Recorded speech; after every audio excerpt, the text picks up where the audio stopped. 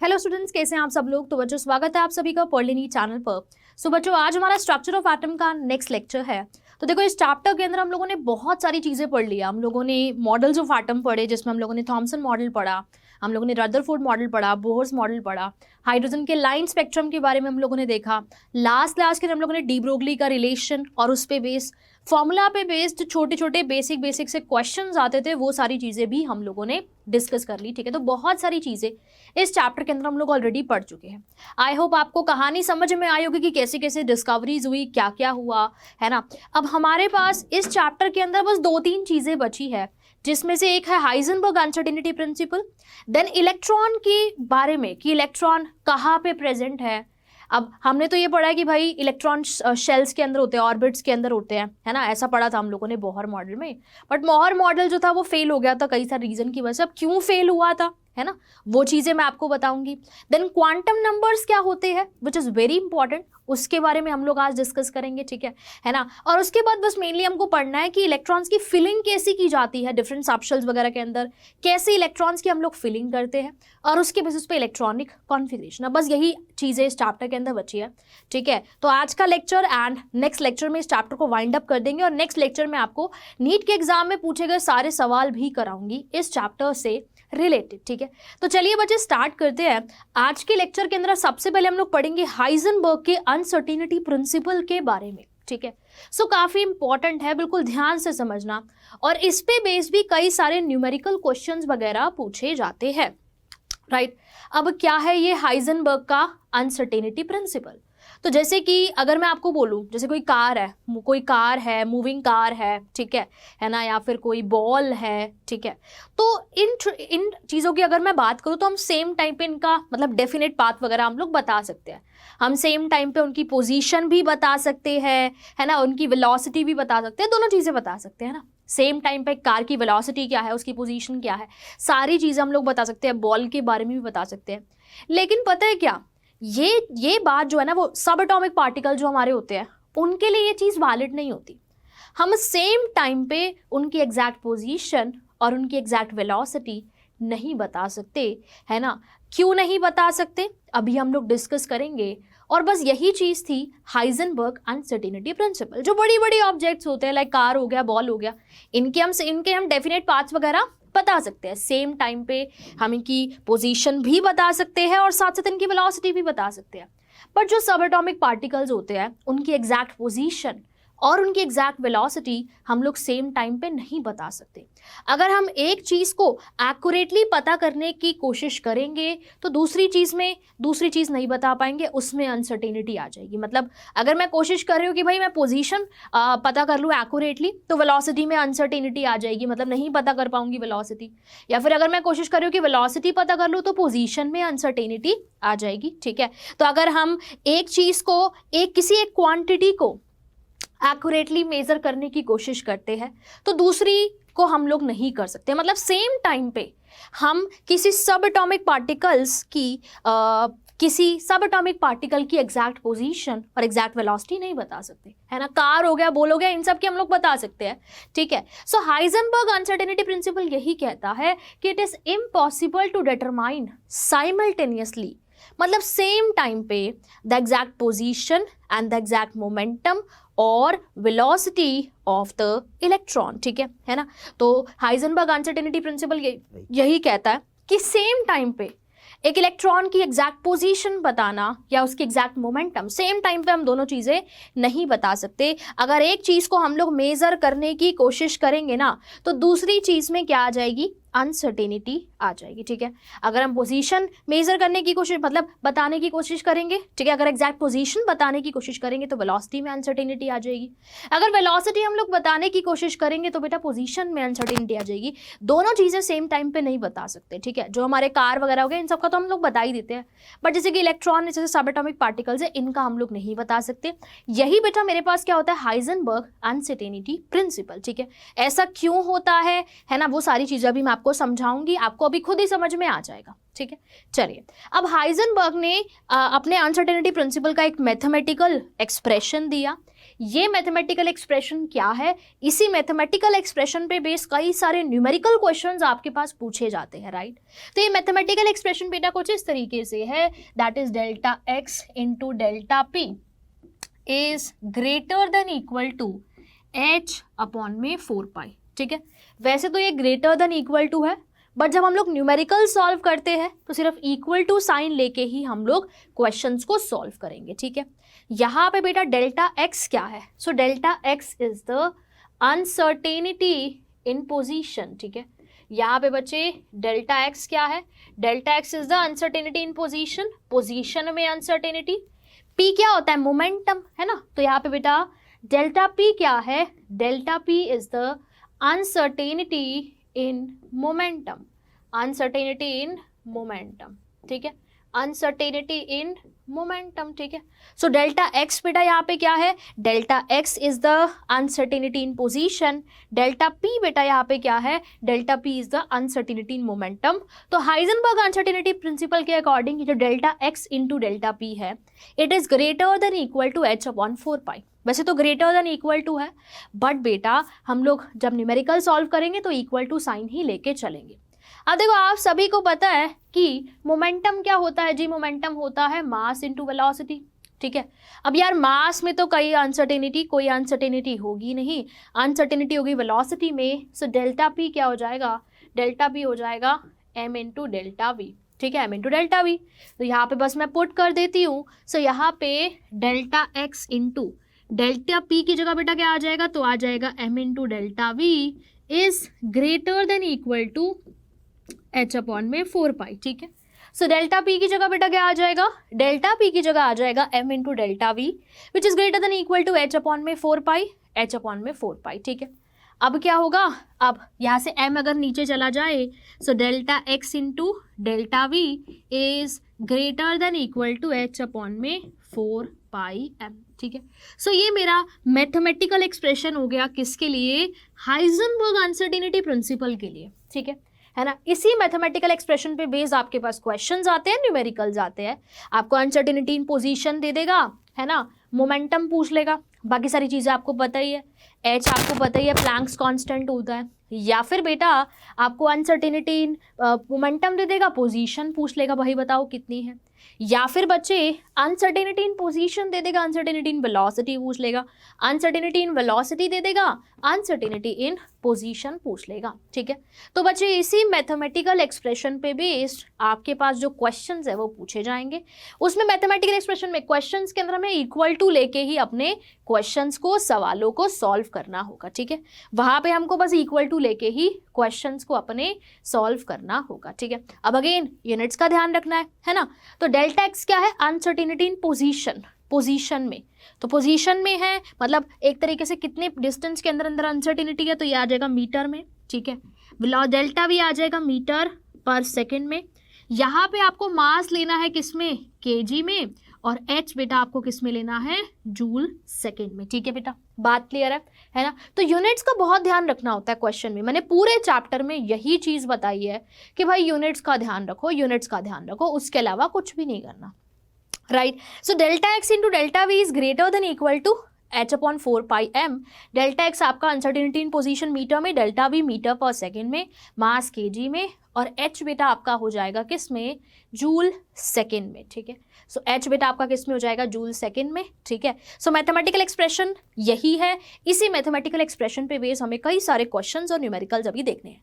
उससे पहले एक्चुअल में समझते हैं कि क्यों हम सेम टाइम पे किसी इलेक्ट्रॉन की एग्जैक्ट पोजीशन और उसका एग्जैक्ट मोमेंटम हम लोग नहीं बता सकते, ठीक है।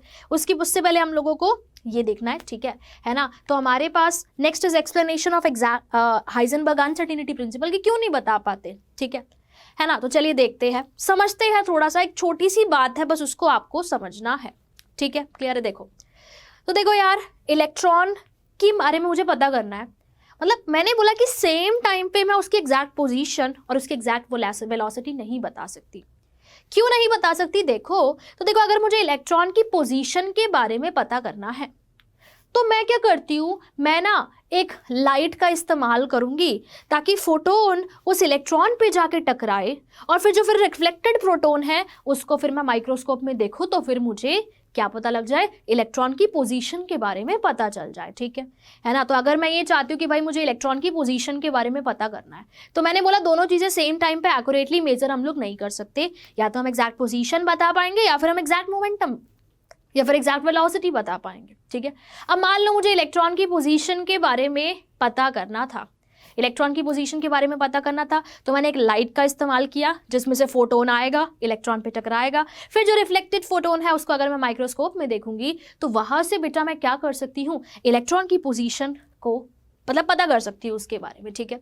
अब फोटोन आया होगा, फोटोन जब इलेक्ट्रॉन से टकराया होगा, इसकी वजह से इलेक्ट्रॉन की पोजीशन भी डिस्टर्ब हुई होगी और इलेक्ट्रॉन की वेलोसिटी भी डिस्टर्ब हुई होगी, ठीक है। इलेक्ट्रॉन की वेलोसिटी भी डिस्टर्ब हुई होगी, ठीक है ना। अब देखो जो लाइट हम लोग इस्तेमाल कर रहे हैं, जो फोटोन या फिर हम लोग इस्तेमाल कर रहे हैं, उसकी वेवलेंथ कितनी होनी चाहिए। अब आपको पता है कि भाई इलेक्ट्रॉन एक सब एटॉमिक पार्टिकल है, ठीक है, एक सब एटॉमिक पार्टिकल है, राइट।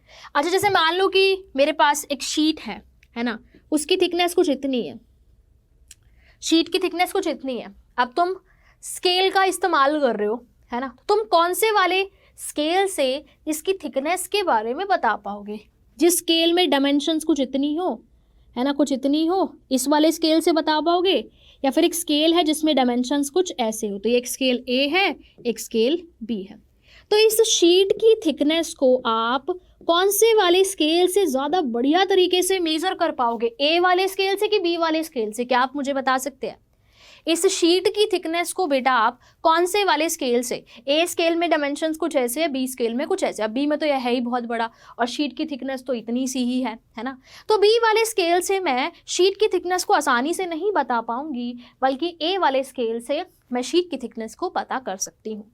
तो ये चीज़ मैं क्यों बता रही हूँ, तो बेटा जो हम लोग लाइट यूज़ करते हैं ना, जो भी हम लोग लाइट का इस्तेमाल करते हैं यहाँ पे, ठीक है ना, तो आपको पता है इलेक्ट्रॉन एक सब एटॉमिक पार्टिकल है, तो जितनी छोटी वेवलेंथ होगी ना उसकी, उतना ज़्यादा एक्यूरेटली, है ना, जैसे इसमें छोटे छोटे डायमेंशंस होंगे तो हम आसानी से बता पाएंगे शीट की थिकनेस के बारे में, ठीक है। तो ऐसे ही इलेक्ट्रॉन की पोजीशन के बारे में बताने के लिए जितनी शॉर्टर वेवलेंथ की लाइट हम लोग इस्तेमाल करेंगे, उतना एक्यूरेटली हम लोग बता पाएंगे, ठीक है, उतना बेटा एक्यूरेटली हम लोग बता पाएंगे, ठीक है। तो जितनी छोटी वेवलेंथ की लाइट का हम लोग इस्तेमाल करेंगे, ठीक है, उतना एक्यूरेटली बता पाएंगे, है ना, पोजीशन के बारे में। So shorter the wavelength greater is the accuracy, है ना, सिंपल सी बात है, क्योंकि इलेक्ट्रॉनिक सब एटॉमिक पार्टिकल तो बहुत कम वेवलेंथ की हमको लाइट या फिर फोटोन का इस्तेमाल करना पड़ेगा, ठीक है, क्लियर है ना। तो जितनी छोटी वेवलेंथ लेंगे उतनी एक्यूरेसी ज़्यादा आएगी, उतनी बढ़िया तरीके से हम लोग फिर इलेक्ट्रॉन की पोजीशन के बारे में बता पाएंगे, ठीक है। अब आपको पता है ना, आपको पता है कि ई क्या होता है, hc/λ, ठीक है, या फिर न्यू क्या होता है, c/λ, है ना। तो अगर बेटा वेवलेंथ बहुत छोटी है तो फ्रीक्वेंसी बहुत ज़्यादा होगी, एनर्जी बहुत ज़्यादा होगी, है ना। अगर वेवलेंथ बहुत छोटी है यार तो उसकी लाइट की फ्रीक्वेंसी बहुत ज़्यादा होगी, लाइट की एनर्जी बहुत ज़्यादा होगी। और यार तुम खुद सोचो, जब इतना हाई एनर्जी का फोटोन, है ना, जब इतना हाई एनर्जी का फोटोन आके इलेक्ट्रॉन से टकराएगा, बहुत हाई एनर्जी का फोटोन आ रहा है और इलेक्ट्रॉन से टकरा रहा है, तो जब ऐसा होगा तो इलेक्ट्रॉन की स्पीड भी बदल जाएगी और इलेक्ट्रॉन की डायरेक्शन भी बदल जाएगी, जिसकी वजह से हमने उसकी अब शॉर्टर वेवलेंथ का इस्तेमाल करके हमने उसकी पोजीशन के बारे में तो पता कर लिया, लेकिन जब शॉर्टर वेवलेंथ का मतलब हाई एनर्जी हाई फ्रीक्वेंसी, तो जब बेटा इतनी हाई एनर्जी हाई फ्रीक्वेंसी का फोटोन आएगा और आके इलेक्ट्रॉन पे टकराएगा, तो इलेक्ट्रॉन की वेलोसिटी में बहुत ज़्यादा अनसर्टिनिटी आ जाएगी, क्योंकि वो उसकी स्पीड उसकी डायरेक्शन दोनों को चेंज कर देगा। दैट मीन्स ये है कि उस टाइम पे मैंने पोजीशन को तो पता कर लिया शॉर्टर वेवलेंथ का इस्तेमाल करके, लेकिन बेटा हम उसकी वेलोसिटी के बारे में नहीं बता पाए, ठीक है। लेकिन बच्चे हम उसकी वेलोसिटी के बारे में, उसकी वेलोसिटी में अनसर्टेनिटी आ गई, है ना। और अगर मान लो कि भाई मैं नहीं चाहती कि भाई वेलोसिटी चेंज हो, ठीक है, वेलोसिटी में कुछ चेंज आए, मैं नहीं चाहती, तो उसके लिए मैं क्या करती हूँ, मैं हाई वेवलेंथ की रेडिएशन लेती हूँ, है ना। तो फिर मुझे कम एनर्जी की रेडिएशन लेनी पड़ेगी, लाइट लेनी पड़ेगी। कम एनर्जी मतलब हाई वेवलेंथ। तो हाई वेवलेंथ से वेलोसिटी में तो खैर बदलाव नहीं आएगा, बट उसे फिर पोजीशन नहीं बता पाएंगे, है ना।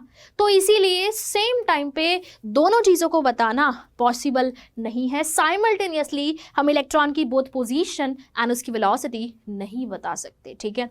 इलेक्ट्रॉन की एक्यूरेटली पोजीशन बताने के लिए हम छोटी वेवलेंथ की लाइट का इस्तेमाल करेंगे, छोटी वेवलेंथ की लाइट का इस्तेमाल करेंगे। वेवलेंथ छोटी मतलब हाई एनर्जी की लाइट, हाई फ्रीक्वेंसी की लाइट, ठीक है। वेवलेंथ छोटी यानी कि बेटा हाई एनर्जी की लाइट, हाई फ्रीक्वेंसी की लाइट। और जब इतनी हाई फ्रीक्वेंसी, हाई एनर्जी का फोटोन आके इलेक्ट्रॉन पे टकराएगा तो उसकी वेलोसिटी में बहुत ही ज़्यादा अनसर्टिनिटी, क्योंकि वो उसकी स्पीड भी चेंज करेगा, डायरेक्शन भी चेंज करेगा, तो वेलोसिटी में काफ़ी ज़्यादा अनसर्टिनिटी आ जाएगी, ठीक है। तो पोजीशन तो हमने बता दी, लेकिन वेलोसिटी में अनसर्टिनिटी आ गई। अब मान लो कि मैं ग्रेटर वेवलेंथ की लेती हूँ तो पोजीशन नहीं बता पाऊंगी, है ना। तो पोजीशन नहीं बता पाऊंगी। ग्रेटर वेवलेंथ के लेने से फोटोन जो टकरा रहा है उसकी एनर्जी कम है ना, तो वेलोसिटी में अनसर्टिनिटी नहीं आएगी, बट पोजीशन ही नहीं बता पाऊंगी फिर, है ना। तो इसीलिए मैंने बोला क्या, ठीक है, इसीलिए बेटा मैंने बोला कि सेम टाइम पे इलेक्ट्रॉन की पोजीशन और उसकी वेलोसिटी को बताना मतलब it is impossible to determine same time पे इलेक्ट्रॉन की पोजीशन एंड उसकी वेलोसिटी, ठीक है, क्लियर है। सो आप देख सकते हो वही चीजें लिखी, shorter the wavelength greater is the accuracy. जितनी कम वेवलेंथ की लाइट का इस्तेमाल करेंगे उतनी ज्यादा एक्यूरेसी आएगी, ठीक है। Shorter wavelength means high frequency and hence higher energy. High energy photon on striking the electron change its speeds as well as direction. तो जब इतनी हाई एनर्जी का फोटोन आएगा, इलेक्ट्रॉन पे टकराएगा, ठीक है, तो उसकी स्पीड और डायरेक्शन दोनों चीजें चेंज कर देगा। This will result in greater uncertainty in the velocity. इससे वेलोसिटी में अनसर्टिनिटी हो जाएगी, ठीक है। लेकिन अगर हम फ्रीक्वेंसी कम करते हैं, वेवलेंथ बढ़ाते हैं, तो उससे पोजीशन में अनसर्टिनिटी आ जाएगी। तो इसीलिए सेम टाइम पे इलेक्ट्रॉन की पोजीशन और उसकी वेलोसिटी को बताना, ठीक है ना, पॉसिबल नहीं है, ठीक है। साइमल्टेनियसली हम दोनों चीज़ें एग्जैक्ट पोजीशन, दोनों एग्जैक्ट पोजीशन और एग्जैक्ट वेलोसिटी हम सेम टाइम पे नहीं बता सकते। अगर एक को एक्यूरेटली मेजर करने की कोशिश करेंगे तो दूसरे में अनसर्टिनिटी आ जाएगी, दूसरे को मेजर करने की कोशिश करेंगे तो पहले में अनसर्टिनिटी आ जाएगी, ठीक है, क्लियर है। So this is all about Heisenberg uncertainty principle, ठीक है बच्चों, बात क्लियर हो गई है ना। तो काफी इंटरेस्टिंग है। अभी इसके मैथमेटिकल एक्सप्रेशन जो मैंने बताया, that is delta x into delta v is greater than equal to h upon में 4 पाई, ठीक है, डेल्टा एच अपॉन में 4 पाई एम। इसी मैथमेटिकल एक्सप्रेशन पे बेस्ड कई सारे क्वेश्चन आते हैं, कई सारे सवाल पूछे जाते हैं, ठीक है ना। अभी हम लोग डिस्कस करेंगे, ठीक है ना। चलिए तो बात करते हैं कि हाइजेनबर्ग अनसर्टिनिटी प्रिंसिपल किसके लिए सिग्निफिकेंट है, ठीक है। So again it is also significant only for the microscopic objects, है ना। माइक्रोस्कोपिक ऑब्जेक्ट्स के लिए, मैक्रोस्कोपिक ऑब्जेक्ट्स के लिए मतलब ये सिग्निफिकेंट नहीं है, ठीक है। सो it is also significant for the microscopic object. जितने भी हमारे माइक्रोस्कोपिक पार्टिकल्स होते हैं बेटा, उनके लिए ही ये सिग्निफिकेंट होते हैं, ठीक है। मैक्रोस्कोपिक पार्टिकल्स के लिए ये सिग्निफिकेंट नहीं होते, सिंपल सी बात है, ठीक है, क्लियर है ना। मैक्रोस्कोपिक के लिए क्यों नहीं? अच्छा एक बात बताओ, कोई चूहा दौड़ रहा है ना, उस चूहे पे मैं लाइट मारती हूँ, तो लाइट मारने पर क्या उस चूहे की स्पीड या फिर उसकी कोई डायरेक्शन चेंज हो जाएगी? क्या नहीं होगी ना, है ना। एक चूहा दौड़ रहा है, उस पर मैं लाइट मार रही हूँ, तो क्या उसकी स्पीड डायरेक्शन चेंज हो जाएगी? क्या नहीं, है ना। तो इसलिए it is only valid for the microscopic particle, macroscopic particles के लिए वैलिड नहीं होगा।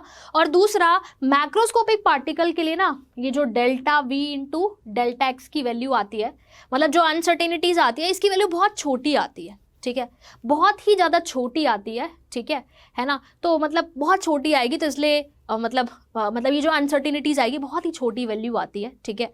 तो इसलिए हमारे मतलब एज सच मतलब उसको हम कंसीडर ही नहीं करेंगे। अभी आप क्वेश्चंस में देखना, ठीक है, तो आपको इससे वो चीज़ और अच्छे से क्लियर हो जाएगी, ठीक है। So the value of delta we into delta X is extremely small and insignificant. मतलब कोई सिग्निफिकेंस ही नहीं है, इतनी छोटी वैल्यू आई, अनसर्टेनिटी इतनी छोटी आ गई अगर, उसका कोई सिग्निफिकेंस नहीं है, ठीक है। Therefore while dealing with the milligram size objects और heavier objects the uncertainties are hardly of any real consequence. Uncertainty का कोई मतलब ही नहीं, क्योंकि बहुत छोटी वैल्यू आती है, ठीक है बच्चे, बात क्लियर हो गई। चलिए आगे चलते हैं, ठीक है। और मैक्रो, अगर मैं माइक्रोस्कोपिक ऑब्जेक्ट्स के बारे में बात करती हूँ, लाइक इलेक्ट्रॉन वगैरह हो गया, तो उसमें ये जो मतलब प्रोडक्ट आता है delta we into delta x का, ये काफ़ी लार्जर आता है, ठीक है। अभी आप खुद देखना क्वेश्चंस के अंदर, ठीक है, काफ़ी लार्ज आता है, मतलब अनसर्टिनिटीज़ काफ़ी ठीक ठाक आती है।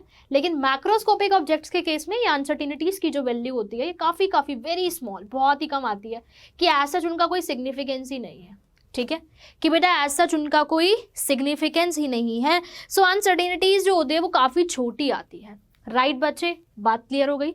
चलिए आगे चलते हैं और डिस्कस करते हैं क्या, अब कुछ क्वेश्चंस। ठीक है, सो क्वेश्चंस आपके सामने हैं। ठीक है, कुछ क्वेश्चंस डिस्कस करेंगे, कुछ न्यूमेरिकल्स हैं जो कि हम लोग डिस्कस करेंगे। राइट, तो चलिए स्टार्ट करते हैं। तो सबसे पहला सवाल आपके सामने है कि a microscope using suitable photons. एक माइक्रोस्कोप है जिसमें यूजिंग हम कुछ फोटोन्स का इस्तेमाल कर रहे हैं to locate an electron in an atom. एक एटम के अंदर इलेक्ट्रॉन को लोकेट करने के लिए हमने कुछ फोटोन्स का इस्तेमाल किया with in a distance of 0.1 angstrom, यानी कि जो इलेक्ट्रॉन है वो 0.1 एंगस्ट्रॉम डिस्टेंस के अंदर अंदर है। 0.1 एंगस्ट्रॉम डिस्टेंस के अंदर अंदर है। What is the uncertainty involved in the measurement of its velocity. आपको बताना है कि अनसर्टेनिटी इन वेलोसिटी क्या होगी, है ना। अब देखो उसने बोला कि भाई हमने कुछ फोटोन्स का इस्तेमाल किया एक एटम के अंदर इलेक्ट्रॉन्स को लोकेट करने के लिए। ठीक है ना, और जो इलेक्ट्रॉन है वो with in a distance of 0.1 angstrom हो सकता है, मतलब 0.1 एंगस्ट्रॉम के अंदर अंदर हो सकता है। यानी कि अनसर्टेनिटी कितने की है, पोजीशन में अनसर्टेनिटी हो गई 0.1 एंगस्ट्रॉम की, है ना। तो यहां से बेटा मुझे पता लगा कि डेल्टा एक्स कितना है, डेल्टा एक्स है मेरे पास 0.1 एंगस्ट्रॉम। इलेक्ट्रॉन इतने डिस्टेंस के अंदर अंदर हो सकता है, यानी कि अनसर्टेनिटी इन पोजीशन कितनी है, वो है 0.1 एंगस्ट्रॉम। आपको बताना है कि अनसर्टेनिटी इन वेलोसिटी कितनी होगी, अनसर्टेनिटी इन वेलोसिटी कितनी होगी, आपको बच्चे ये बताना है। ठीक है, सो बेटा आपको बताना है कि अनसर्टेनिटी इन वेलोसिटी कितनी होगी, सिंपल सी बात है। ठीक है, तो बच्चे आपके पास फॉर्मूला है, आपके पास मैथमेटिकल एक्सप्रेशन है, तो बस उसी मैथमेटिकल एक्सप्रेशन का आपको इस्तेमाल करना है और इस्तेमाल करके फिर क्वेश्चन को सॉल्व करना है। ठीक है ना, वही आपके पास मैथमेटिकल एक्सप्रेशन है। मैथमेटिकल एक्सप्रेशन क्या था, delta x into delta v is greater than equal to h upon में 4πm। बट क्वेश्चंस को सॉल्व करने के लिए हम लोग इक्वल टू ही लेके चलते हैं और वही से सॉल्व करेंगे। So delta x into delta v is equal to h upon में 4πm। It is equal to h upon में 4πm। राइट, क्लियर है ना।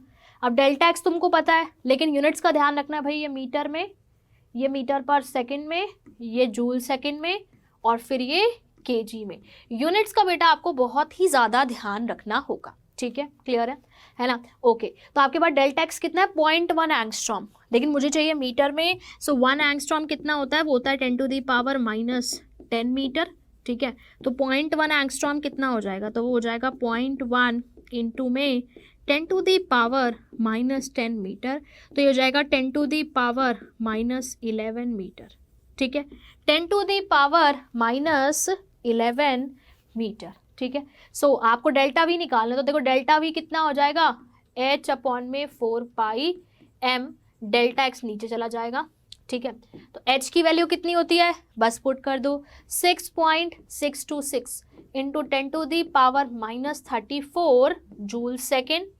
ठीक है, ठीक है, डिवाइडेड बाय 4π, पाई कितना होता है 3.14, एम क्या होता है, मास ऑफ इलेक्ट्रॉन की बात हो रही है। सो इलेक्ट्रॉन का मास कितना होता है 9.1 इंटू में 10⁻31 kg। ठीक है, मल्टीप्लाइड बाय डेल्टा एक्स कितना होता है, डेल्टा एक्स कितना है, वो है 10⁻0.1 एंगस्ट्रॉम है, यानी कि 10⁻11 मीटर, 10⁻11 मीटर, है ना। बस याद देखो, बाकी काम तो मैथ्स का ही है। तो 6.626 डिवाइडेड बाय 4 इंटू में 3.14 इंटू में 9.1, 10⁻⁻34, इसको सॉल्व करना है बस अब। ठीक है, -30, यह हो जाएगा -31 -11, तो ये हो जाएगा -42। ठीक है, तो -31 -11, सो इट विल बी -42। ठीक है, -42 ऊपर जाके हो जाएगा 42, तो 10⁻42 -34, तो ये हो जाएगा कितना 10⁸। ठीक है ना। बस इसको सॉल्व कर लेना, मीटर पर सेकंड में आपका डेल्टा भी आ जाएगा, सिंपल है। ठीक है ना, तो बाकी काम मैथ्स का ही है, आंसर ऊपर लिखा हुआ है, इसको सॉल्व कर लेना। सॉल्व करेंगे तो बेटा आपके पास क्या आ जाएगा, आपके पास डेल्टा भी आ जाएगा। राइट, बात क्लियर है ना? तो बस ऐसे ही करना है आपको अपने क्वेश्चन को। उसने बोला कि इलेक्ट्रॉन को हम लोकेट कर सकते हैं with in a distance of 0.1 angstrom, है ना, यानी कि 0.1 एंगस्ट्रॉम के अंदर, यानी कि अनसर्टेनिटी कितने की है? 0.1 एंगस्ट्रॉम की अनसर्टेनिटी। अब देखो वेलोसिटी कितनी ज़्यादा आ रही है, 10⁸, 10⁶ सॉल्व करने के बाद, ठीक है, कितनी ज़्यादा अनसर्टेनिटी इन वेलोसिटी आ रही है इलेक्ट्रॉन की, आप देख सकते हैं, राइट? क्लियर है बेटा? तो बस इस तरीके से आपको अपने क्वेश्चन को सॉल्व करना होगा, ठीक है? क्लियर है सभी बच्चों को? बात क्लियर हो गई? ठीक है, नेक्स्ट क्वेश्चन पे चलिए नेक्स्ट क्वेश्चन पे चलते हैं। नेक्स्ट क्वेश्चन है कि अ golf ball has a mass of 40 ग्राम। तो वो बोल रहा है एक बॉल है, मैंने बोला था ना आपको कि माइक्रोस्कोपिक ऑब्जेक्ट्स के लिए तो वैलिड है बट माइक्रोस्कोपिक ऑब्जेक्ट्स के लिए नहीं होता। अभी आप देखना, ठीक है? अ golf ball has a mass of 40 ग्राम। एक गोल्फ बॉल है, उसका मास कितना है? मास है उसका 40 ग्राम, ठीक है? अब वो बोल रहे हैं कि and a speed of 45 metre पर सेकेंड, और इस गोल्फ बॉल की स्पीड कितनी है? स्पीड है 45 मीटर पर सेकेंड, ठीक है? स्पीड कितनी है? 45 मीटर पर second. If the speed can be measured with in accuracy of 2%, अगर हम क्या कर सकते हैं बेटा? स्पीड को 2% की एक्यूरेसी के अंदर अंदर मेजर कर सकते हैं। अगर हम लोग स्पीड को 2% की एक्यूरेसी के अंदर 2% की एक्यूरेसी के अंदर अंदर मेजर कर सकते हैं, यानी कि अनसर्टेनिटी कितनी हुई? वैसे स्पीड तो इतनी थी बट हम 2% की एक्यूरेसी के अंदर अंदर मेजर कर सकते हैं, तो अनसर्टेनिटी इन स्पीड हुई 2% ऑफ दिस, 2% ऑफ 45, है ना? तो 2% ऑफ 45, तो बेटा अनसर्टेनिटी मेरे पास कितनी हुई? अनसर्टेनिटी मेरे पास इतनी हो गई, सिंपल सी बात है, ठीक है? क्लियर है ना? तो स्पीड को हम मेजर कर सकते हैं with in the accuracy of 2%, यानी कि अनसर्टेनिटी इन स्पीड कितनी हुई? 2% ऑफ दिस 45, 2% ऑफ दिस 45, ठीक है ना? तो बस निकाल सकते हैं। सो 2% ऑफ 45 कितना हो जाएगा? 2/100 इंटू में 45, ठीक है? 2/100 इंटू 45 तो ये हो जाएगा कितना? 90/100, यानी कि 0.9। सो अनसर्टेनिटी कितनी हो गई? वेलोसिटी में 0.9 मीटर पर सेकेंड। सो वेलोसिटी में अनसर्टेनिटी कितनी हो गई बेटा? सो वो हो गई 0.9 मीटर पर सेकेंड, सिंपल सी बात है। अब उसने डायरेक्टली अनसर्टेनिटी नहीं दी, उसने स्पीड दी थी, है ना? उसने बोला था कि भाई the speed can be measured with in the accuracy of 2%, तो हमने अनसर्टेनिटी इन वेलोसिटी कैलकुलेट कर ली ना। वो बोल रहे calculate the uncertainty in position. आपको बेटा क्या करना है? आपको डेल्टा एक्स कैलकुलेट करना है। आपको बच्चे क्या करना है? आपको डेल्टा एक्स कैलकुलेट करना है, ठीक है? डेल्टा वी पता है, डेल्टा एक्स कैलकुलेट करना है, सिंपल है। आपको पता है कि delta x into delta v is equal to h upon में 4πm, ठीक है? तो यहाँ से डेल्टा एक्स क्या हो जाएगा? एच अपॉन में 4πm डेल्टा वी, ठीक है? तो एच की वैल्यू अगर मैं रख दूँ तो that is 6.626 into 10⁻34 joule second, ठीक है? 6.626 10⁻34 जूल सेकेंड, ठीक है? डिवाइडेड बाय 4 पाई कितना है? 3.14 इंटू एम, एम क्या हो जाएगा? मास। मास कितना है? 40 ग्राम्स। आपको ग्राम्स में नहीं लेना बेटा, आपको लेना है केजी के अंदर, ठीक है? तो केजी में करने के लिए क्या करेंगे? 10⁻³ से मल्टीप्लाई, ठीक है ना? ओके। और उसके बाद डेल्टा वी कितना है? वो है 0.9 मीटर पर सेकेंड। ऐसा करने पर डेल्टा एक्स आपका मीटर में आ जाएगा, ठीक है? बाकी काम तो मैथ्स का ही है। 6.626 डिवाइडेड बाय 4 इंटू 3.14 इंटू में 40 इंटू में 0.9, ठीक है? 40 इंटू में 0.9, और ये कितना है? 10⁻34 अपन 10⁻3, 10⁻3 ऊपर जाके 10⁻3 बन जाएगा, तो 10⁻3 तो ये हो जाएगा 10⁻31 मीटर। अब बस इसको सॉल्व कर लेना, आंसर आपके सामने ये है ना? तो आपके पास यहाँ से डेल्टा एक्स आ जाएगा बेटा किस में? मीटर में, सिंपल सी बात है, ठीक है? तो यहाँ से बच्चे डेल्टा एक्स आपका किस में आ जाएगा? डेल्टा एक्स आपका मीटर में आ जाएगा, ठीक है बच्चे? बात क्लियर हो गई? तो बस ऐसे ही आप क्या कर सकते हो? ऐसे ही आप डेल्टा एक्स निकाल सकते हो, आपके सामने है, ठीक है? आप देख सकते हैं, राइट? क्लियर है बच्चे सभी को, है ना? तो बस ऐसे ही क्वेश्चंस तुम्हारे पास पूछे जाते हैं। इस फॉर्मूला पे बेस बहुत बेसिक से क्वेश्चंस आते हैं। हाइजेनबर्ग अनसर्टेनिटी प्रिंसिपल पे बेस बहुत बेसिक से सवाल आते हैं जो कि आपको करने हैं, ठीक है, क्लियर है। चलिए एक और क्वेश्चन आप सभी के सामने। Question again, if electron is moving with the velocity of 600 metre पर सेकेंड। अगर इलेक्ट्रॉन जो है वो 600 मीटर पर सेकेंड की वेलोसिटी से मूव कर रहा है, इलेक्ट्रॉन की वेलोसिटी कितनी दी हुई है, वो दी हुई है 600 मीटर पर second, which is accurate up to 0.005%, ठीक है, which is accurate up to 0.005%, मतलब जो कि 0.005% तक ही एक्यूरेट होगी, मतलब है ना, which is accurate up to 0.005%, यानी कि अनसर्टेनिटी कितनी की है, 0.005% की, ठीक है ना। तो यहाँ पे अनसर्टेनिटी कितनी है, अनसर्टेनिटी ऑफ वेलोसिटी हो जाएगी 0.005% ऑफ दिस 600, 0.005% ऑफ दिस 600, ठीक है। अगर एक इलेक्ट्रॉन 600 मीटर पर सेकंड की वेलोसिटी से मूव कर रहा है, वो बोल रहा है which is accurate up to 0.005%, यानी कि अनसर्टेनिटी कितनी है बेटा वेलोसिटी में, दैट इज 0.005% ऑफ 600। आपको क्या बताना है, आपको बताना है calculate the uncertainty in its position. So बच्चे आपको बताना है कि अनसर्टेनिटी इन पोजीशन क्या होगी, यानी कि डेल्टा एक्स क्या होगा, ठीक है, क्लियर है। सो बच्चे आपको बताना है कि अनसर्टेनिटी इन पोजीशन क्या होगी, यानी कि डेल्टा एक्स क्या होगा, राइट, सिंपल है, उसी तरीके से करेंगे बस, ठीक है। तो डेल्टा वी क्या है, डेल्टा वी है 0.005% ऑफ 600, ठीक है, 20 से 20 कैंसिल, ठीक है ना, क्लियर है ना यार। ऐसे ही तो करेंगे, यहाँ से डेल्टा वी आ जाएगा 6 × 5 30, तो ये आ जाएगा 0.03, ठीक है। तो आपके पास डेल्टा वी आ जाएगा 0.03, कितना आ जाएगा, है ना, 0.03 मीटर पर सेकेंड, 0.03 मीटर पर सेकेंड, है ना, ठीक है ना बेटा, क्लियर है ना। तो डेल्टा वी आपके पास आ गया। अब डेल्टा एक्स निकालना है, तो अगेन तुमको एक्सप्रेशन पता है, that is delta x into delta v is greater than equal to h upon में 4πm, h अपॉन में 4πm, ठीक है। तो यहाँ पे डेल्टा एक्स तुमको निकालना ही है, तो डेल्टा एक्स हो जाएगा h अपॉन में 4πm इंटू में डेल्टा वी, ठीक है, h अपॉन में 4πm इंटू डेल्टा वी, ठीक है, h अपॉन में 4πm into delta we, right, delta x आपको निकालना ही है। तो डेल्टा एक्स क्या हो जाएगा, h क्या है बेटा, h है 6.626 into 10⁻⁻34 joule second divided by, ठीक है, 4πm, m की वैल्यू पुट कर देंगे, ठीक है ना, 4π कितना हो जाएगा 3.14, m कितना हो जाएगा बेटा आपके पास, m कितना हो जाएगा, इलेक्ट्रॉन है, सो इलेक्ट्रॉन का मास हो जाएगा 9.1 इंटू 10⁻31 kg, और डेल्टा वी कितना है यार, डेल्टा वी है 0.03 मीटर पर सेकेंड।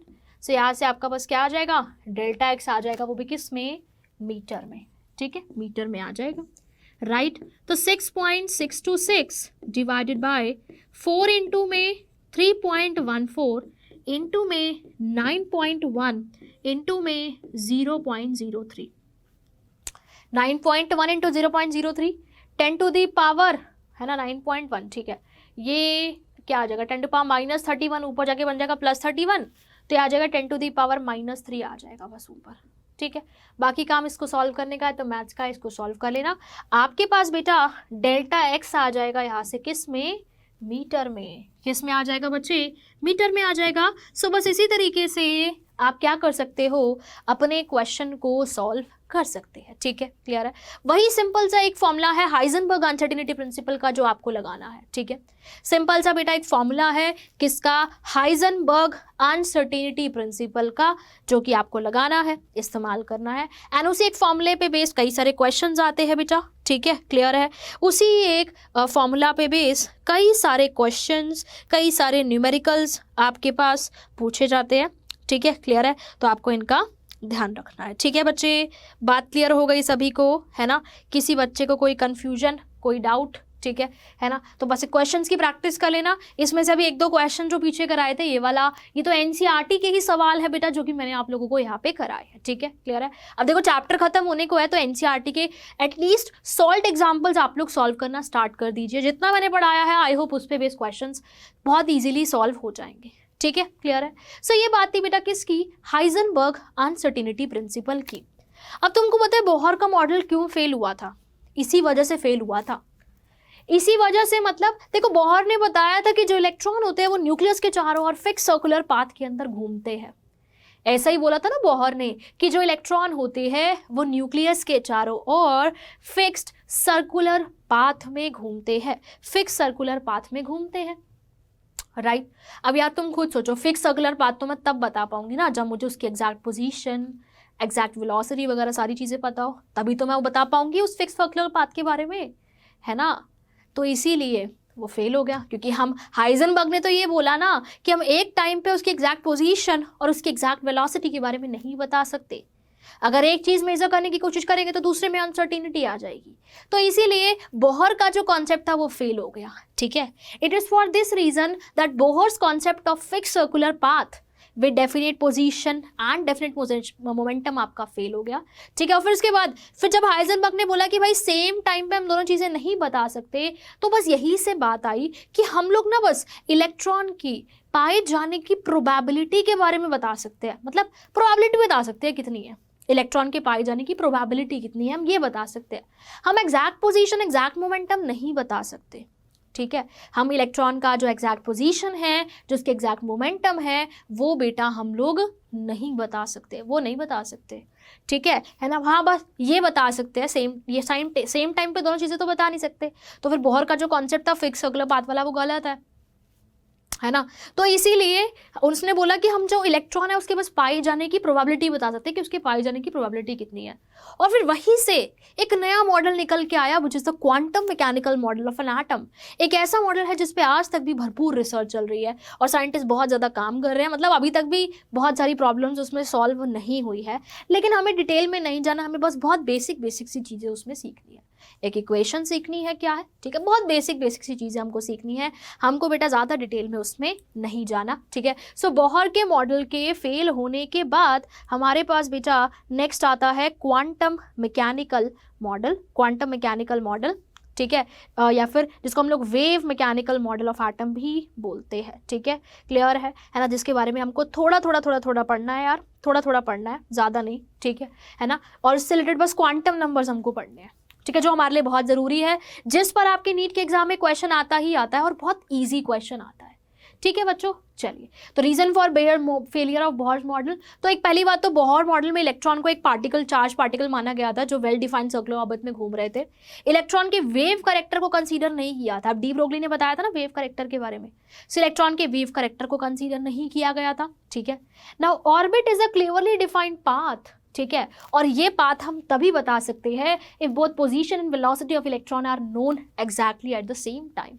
तो ऑर्बिट क्या है, सर्कुलर ऑर्बिट्स क्या है, एक पर्टिकुलर पाथ है ना, वो पाथ तो यार मैं तभी बता सकती हूँ जब मुझे इलेक्ट्रॉन की एग्जैक्ट पोजीशन और उसकी एग्जैक्ट वेलोसिटी के बारे में पता हो, लेकिन हम सेम टाइम पे दोनों नहीं बता सकते, ऐसा हाइजेनबर्ग के अनसर्टेनिटी प्रिंसिपल ने बोला। तो इसीलिए बोहर मॉडल फेल हो गया क्योंकि हाइजेनबर्ग की वजह से, और दूसरा उसने इलेक्ट्रॉन के वेव करेक्टर को भी कंसीडर नहीं किया था, तो इसलिए बोहर बाबा जी इतनी मेहनत करने के बाद भी फेल हो गए, बट उसने भी काफ़ी सारी चीज़ें बताई थी, ठीक है ना। अब हमें उससे कोई मतलब नहीं है, हमारे पे तो क्वेश्चन आएगा ना, बोहर मॉडल पे भी भरपूर क्वेश्चंस आते हैं, तो आपको बस क्वेश्चंस की, सवालों की प्रैक्टिस करनी है बेटा, उसके अलावा आपको कुछ भी नहीं करना, ठीक है बच्चे, बात क्लियर हो गई। चलिए नेक्स्ट मेरे पास आती है श्रोडिंगर वेव इक्वेशन, ठीक है। अब अगला मॉडल जो तुमको मैंने बताया वो क्या था, वो था क्वांटम मैकेनिकल मॉडल। क्यों उस मॉडल की ज़रूरत पड़ी, क्योंकि हम बस इलेक्ट्रॉन के पाए जाने की प्रोबेबिलिटी के बारे में बता सकते हैं, है ना, उसके अलावा हम कुछ भी नहीं बता सकते, ठीक है। हम सिर्फ और सिर्फ इलेक्ट्रॉन के पाए जाने की प्रोबेबिलिटी के बारे में बता सकते हैं, हम उसकी एग्जैक्ट पोजीशन वगैरह नहीं बता सकते बेटा, ठीक है ना। इलेक्ट्रॉन के पाए मतलब दोनों चीज़ें एक टाइम पे नहीं बता सकते, इसलिए हम बस इलेक्ट्रॉन के पाए जाने की प्रोबेबिलिटी के बारे में बता सकते हैं। और दूसरी बात क्या थी, इलेक्ट्रॉन के वेव करेक्टर को भी कंसीडर नहीं किया गया था, ठीक है। तो क्वांटम मैकेनिक्स नाम की एक ब्रांच शुरू हुई जिस पे आज भी मैंने बोला बहुत बढ़िया और बहुत तगड़ी रिसर्च चल रही है, बहुत बड़े बड़े साइंटिस्ट उस पर काम कर रहे हैं, ठीक है ना।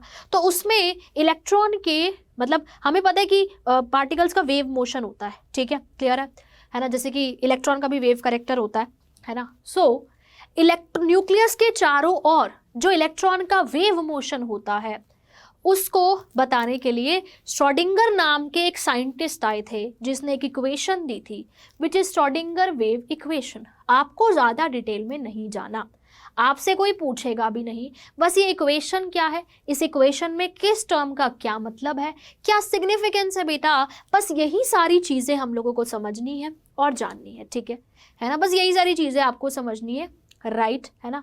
तो श्रोडिंगर ने एक इक्वेशन दी थी जिसका नाम है श्रोडिंगर वेव इक्वेशन। ठीक है, so for the wave motion of electron in the 3D space around the nucleus, Schrodinger जे ने एक इक्वेशन दी थी, बस वो इक्वेशन हम लोगों को जाननी है। ठीक है, जिसका नाम है श्रोडिंगर वेव इक्वेशन। और इस इक्वेशन में किस टर्म का क्या मतलब है, बस ये हमको पता होना चाहिए, बाकी तुमको ज़्यादा दिमाग नहीं लगाना।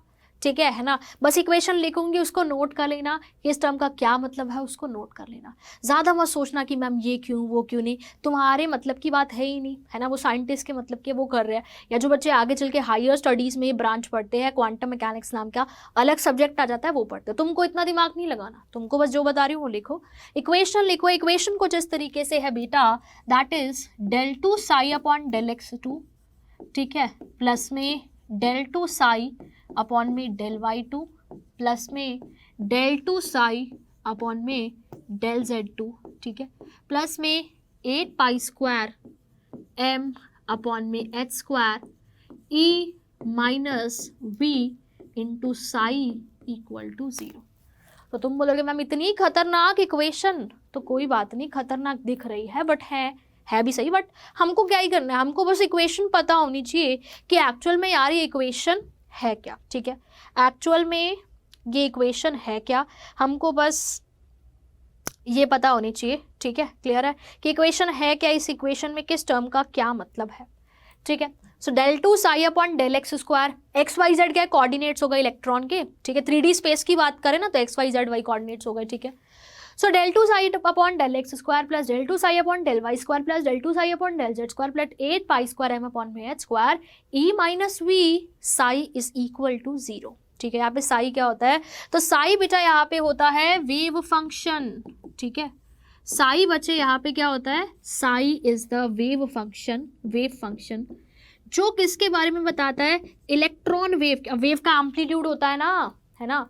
तो साई बताता है एम्पलीट्यूड ऑफ इलेक्ट्रॉन वेव के बारे में। किसके बारे में बताता है, एम्पलीट्यूड ऑफ इलेक्ट्रॉन वेव के बारे में, राइट। तो साई किसके बारे में बताता है, इलेक्ट्रॉन वेव के एम्पलीट्यूड के बारे में बताता है। ठीक है, क्लियर है। अब यहाँ पे ये del 2 का क्या है, इसका मतलब है हमने साई का सेकंड डेरिवेटिव किया है विद रिस्पेक्ट टू x और विद रिस्पेक्ट टू y और विद रिस्पेक्ट टू z। ठीक है, विद रिस्पेक्ट टू z। ठीक है, तो यहाँ पे हमारे पास ये क्या है, del 2 psi अपॉन del x2 क्या है, ये है सेकंड डेरिवेटिव। ठीक है, थोड़ा थोड़ा आपको फिजिक्स में पढ़ाया होगा भाई, डिफरेंशिएशन, इंटीग्रेशन। ठीक है ना, तो नहीं दिमाग नहीं लगाना, बस सुनते रहो और लिखते चलो। So second derivative of psi with respect to x, of psi with respect to x. ठीक है, तो x के रिस्पेक्ट में सेकेंड डेरिवेटिव, ऐसे यहाँ पे y के रिस्पेक्ट में सेकेंड डेरिवेटिव किया हुआ है, ऐसे ही z के रिस्पेक्ट में सेकेंड डेरिवेटिव साई का किया हुआ है। तो सेकेंड डेरिवेटिव किया हुआ है, ठीक है, यहाँ पे। ठीक है, और अब यहाँ पे m क्या होगा, मास हो जाएगा, h अपना प्लैंक्स कांस्टेंट, h क्या हो जाएगा अपना वही प्लैंक्स कांस्टेंट, m बेटा यहाँ पे क्या हो जाएगा, सो m यहाँ पे हो जाएगा मास। ठीक है, m यहाँ पे क्या हो जाएगा, मास हो जाएगा इलेक्ट्रॉन का, राइट। इसको लिख लेना कॉपी में कि m is the mass of electron, ये चलो मैं ही लिख देती हूँ। m बेटा यहाँ पे क्या होता है, मास ऑफ इलेक्ट्रॉन, ठीक है। h यहाँ पे क्या होता है, वही अपना प्लैंक्स कांस्टेंट, ठीक है। और E यहाँ पे क्या होती है, E is the total energy, and V बेटा यहाँ पे क्या होती है, V is the potential energy, V यहाँ पे क्या होती है, पोटेंशियल एनर्जी, राइट, क्लियर है। So E is the total energy, V is the potential energy, simple सी बात है। ठीक है, क्लियर है ना। तो ये हमारे पास क्या होती है, इक्वेशन होती है which is the Schrodinger wave equation, ठीक है। तो यहाँ पे बेटा मेरे पास क्या होती है, इक्वेशन होती है, जो कि बेटा मेरे पास क्या है, श्रोडिंगर वेव इक्वेशन है, ठीक है ना। श्रोडिंगर वेव इक्वेशन ना एक और तरीके से भी लिखी जाती है ऐसे, H psi is equal to E psi। यहाँ पे H एक मैथमेटिकल ऑपरेटर होता है जिसका नाम होता है हैमिल्टोनियन ऑपरेटर, ठीक है। आपको ज़्यादा डिटेल में नहीं जाना बेटा, बस जो बोल रही हूँ उसको लिख लो कॉपी में, पूछ ले तो भाई बता देना, ठीक है, क्योंकि नीट के एग्जाम में ऐसा कुछ पूछा गया है श्रोडिंगर वेव इक्वेशन पे बेस, तो इसके लिए बता रही हूँ, ठीक है। ज़्यादा डिटेल में नहीं जाना आपको। H एक मैथमेटिकल ऑपरेटर होता है which is the Hamiltonian operator, जिस ऑपरेटर को साई पे जब ऑपरेट करते हैं तो हमें एनर्जी मिल जाती है। तो E यहाँ पे क्या है, टोटल एनर्जी है, एंड V बेटा यहाँ पे क्या है, V is the potential energy, so ये मेरे पास एक इक्वेशन होती है, that is Schrodinger wave equation. बस एज इट इज तुम इक्वेशन ध्यान रखो कि इस टर्म का मतलब क्या है बेटा, बस आप लोग यही ध्यान रखिए, ठीक है, क्लियर है ना। चलिए बहुत ही बढ़िया, ठीक है, चलिए आगे चलते हैं। अब बेटा देखते हैं कि यहाँ पे जो साई, जिसको मैंने वेव फंक्शन बोला, जिसको मैंने बोला कि इलेक्ट्रॉन वेव के एम्पलीट्यूड के बारे में बताता है, ठीक है, इनका सिग्निफिकेंस क्या है, ठीक है। तो बेसिकली जो साई होता है ना, उसका एज सच कोई फिजिकल सिग्निफिकेंस नहीं है, उसका एज सच कोई फिजिकल सिग्निफिकेंस तो है नहीं, ठीक है, लेकिन साई स्क्वायर का फिजिकल सिग्निफिकेंस है, साई स्क्वायर का, ठीक है। तो साई क्या बता रहा है, इलेक्ट्रॉन वेव के एम्पलीट्यूड के बारे में बता रहा है ना। तो साई स्क्वायर क्या हो जाएगा, एम्पलीट्यूड का स्क्वायर। तो साई स्क्वायर बेटा क्या हो जाएगा, एम्पलीट्यूड का स्क्वायर। क्या आप लोग जानते हैं एम्पलीट्यूड का स्क्वायर क्या होता है, थोड़ा थोड़ा हो सकता है आप लोगों ने फिजिक्स में पढ़ा होगा, क्या आप लोग जानते हो यार एम्पलीट्यूड का स्क्वायर क्या होता है, जानते हैं क्या, जानते हो क्या होता है एम्पलीट्यूड का स्क्वायर? हाँ, एम्पलीट्यूड का स्क्वायर होता है इंटेंसिटी, तो साई स्क्वायर हो जाएगा एम्पलीट्यूड का स्क्वायर। तो ये साई स्क्वायर बताता है इलेक्ट्रॉन वेव की इंटेंसिटी के बारे में, ये बताता है बेटा इलेक्ट्रॉन वेव की इंटेंसिटी के बारे में। किसके बारे में?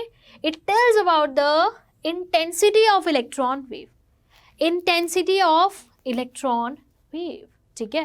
तो इलेक्ट्रॉन वेव की इंटेंसिटी के बारे में बताता है, राइट, क्लियर है। So tells about the intensity of electron wave. Electron wave की इंटेंसिटी मतलब, यानी कि ये बताता है, इंटेंसिटी का मतलब है एक तरीके से ये बताता है इलेक्ट्रॉन के उस पॉइंट पे पाए जाने की इंटेंसिटी कितनी है, प्रोबेबिलिटी कितनी है, ठीक है। तो इसीलिए साई स्क्वायर क्या बताता है, साई स्क्वायर बताता है, साई स्क्वायर इंटेंसिटी का मतलब कि भाई इलेक्ट्रॉन कितना वहां पे हो सकता है, उसके पाए जाने की प्रोबेबिलिटी कितनी है। और ये क्वेश्चन नीट के एग्जाम में एक बार आया था कि भाई साई स्क्वायर क्या बताता है, ठीक है। तो Sai square tales about the probability of finding electron density at that point. Probability of finding electron density at that point, simple सी बात है, ठीक है, क्लियर है। तो बच्चे साई स्क्वायर क्या बताता है, इलेक्ट्रॉन वेव की इंटेंसिटी, यानी कि इलेक्ट्रॉन के इस पॉइंट पे पाए जाने की प्रोबेबिलिटी कितनी है इस बारे में बताता है, ठीक है।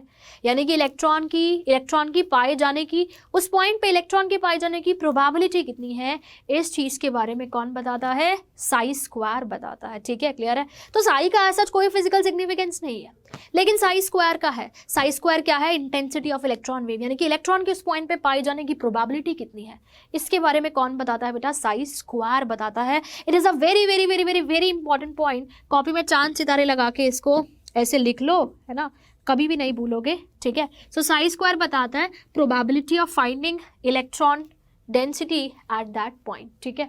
तो ऐसा साई का कोई सिग्निफिकेंस नहीं होता, square of amplitude that is Sai square gives the intensity of electron wave.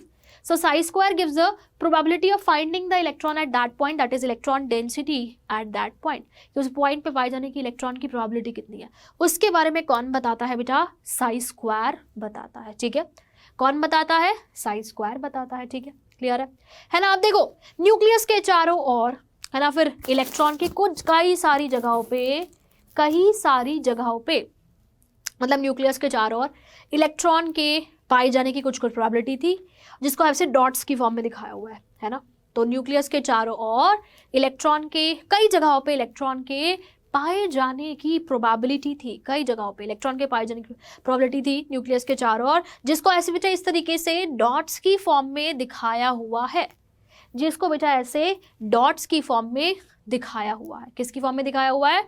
Dots की फॉर्म में दिखाया हुआ है, ठीक है ना। इवन ना बहुत लास्ट डिस्टेंस तक भी थोड़ी ना थोड़ी प्रोबेबिलिटी तो थी ही, है ना, मतलब बहुत लंबे डिस्टेंस तक भी थोड़ी बहुत प्रोबेबिलिटी तो थी ही, ठीक है। So the region of space around the nucleus which describes the probability of finding electron. Nucleus के चारों ओर जो स्पेस है जहाँ पे इलेक्ट्रॉन के पाए जाने की प्रोबेबिलिटी है, तो उसको बोला जाता है ऐसे इलेक्ट्रॉन क्लाउड। क्या बोला जाता है? Electron cloud. अब मैंने बोला कि कई दूर डिस्टेंस तक भी ना थोड़ी इलेक्ट्रॉन को पाए जाने की प्रोबेबिलिटी तो थी ही, मतलब काफ़ी लंबे डिस्टेंस तक भी इलेक्ट्रॉन को पाए जाने की थोड़ी ना थोड़ी प्रोबेबिलिटी तो थी, ठीक है ना। तो इसीलिए फिर हमने क्या किया, ऐसे एक बाउंड्री सी बना दी, ये बताने के मतलब बाउंड्री ऐसे बनाई, मतलब कि जिस रीजन में मैक्सिमम प्रोबेबिलिटी हो इलेक्ट्रॉन को पाए जाने की, ठीक है, क्योंकि बहुत लंबे डिस्टेंस तक भी थोड़ी ना थोड़ी तो थी। तो जहाँ पे हमारी मैक्सिमम प्रोबेबिलिटी थी वहाँ पे ऐसे हमने क्या किया, एक बाउंड्री सी बना दी, ठीक है। और इसको हमने क्या बोला? इसको हमने बोला एटॉमिक ऑर्बिटल। क्या बोला?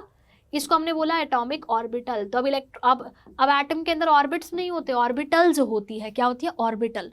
ऑर्बिटल क्या है? न्यूक्लियस के चारों ओर वो स्पेस जहाँ पे इलेक्ट्रॉन के पाए जाने की प्रोबेबिलिटी मैक्सिमम है।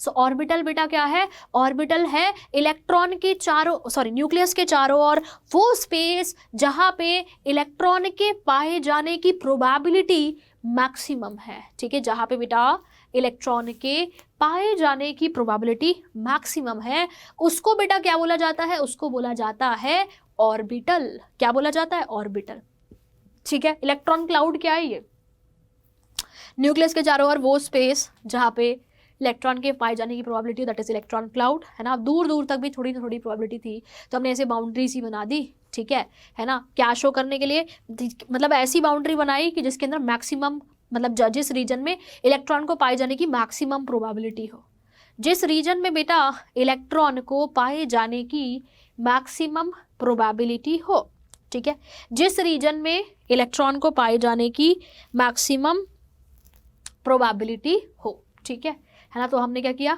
ऐसे बाउंड्री से दिखा दी, और फिर इसको बोला गया क्या? Atomic orbital.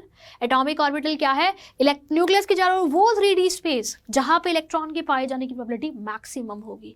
देख सकते हो ना, इस रीजन में मैक्सिमम है ना। So it is defined as a 3D space around nucleus within which the probability of finding electron is maximum. Simple सी बात है, ठीक है बेटा, बात क्लियर हो गई, है ना।